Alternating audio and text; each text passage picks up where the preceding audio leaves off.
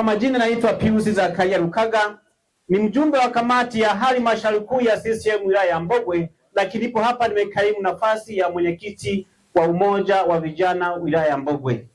Ndugu mwenyekiti, na ndio maana nilikuwa najaribu kuangalia wanananda, kuanzia wazee wangu hapa waliosimama, waliotambulishwa na katibu wetu, akasema hizi mvi sio za kawaida, mpaka kule juu unawakumbusha utamaduni wa viongozi waasisi wa taifa letu walivyokuwa nafanya kazi walipokuwa vijana.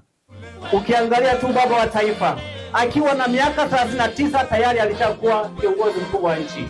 Makamo wetu Mfalme Rashid Kawawa akiwa na miaka 34 tayari alikuwa makamu wa rais. Ukiangalia kina Oscar Kambona akiwa na miaka 35 tayari alikuwa waziri wa mambo ya nje.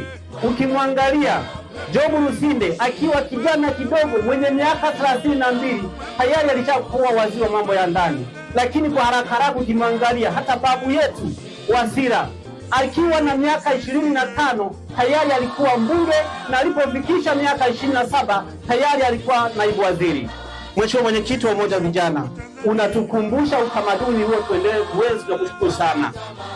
Na kwa kuangalia umri wako bado mdogo, tunajitahidi sana kuangalia namna vijana wakati ule walivyokuwa na pambana ukiwa mdogo, na tunakuangalia wewe, tunapata faraja kubwa kabisa na sisi ya kuhamasika, ili baadaye tuweze kuwa na mchango mkubwa katika taifa hili. Zaidi na zaidi, nipende kutoa shukrani zangu za dhati kwa elimu mliotembea nayo.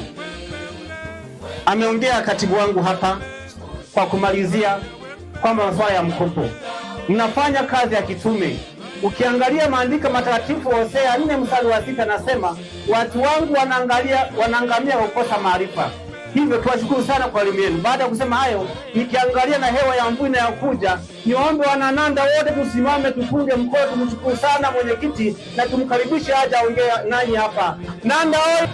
Lakini kazi unayoifanya ni kubwa, inatukumbusha sisi vijana tuyakumbuke maneno ya rais wa Marekani wa miaka ya 1960 John F. Kennedy aliwahi kusema, tunapaswa tujiulize kwamba tutaifanya nini Amerika na sio Amerika itatufanya nini. Mwenyekiti huyu wa umoja wa vijana anatukumbusha sisi wanarugunga tujiulize, tutaifanyia nini Rugunga, tutaifanyia nini wilaya yetu ya Mbogwe, tutaifanyia nini mkoa wetu wa Geita, na tutaifanyia nini taifa la Tanzania, na sio taifa la Tanzania tufanye nini. Tukushukuru sana mwenyekiti kwa kazi kubwa unayofanya.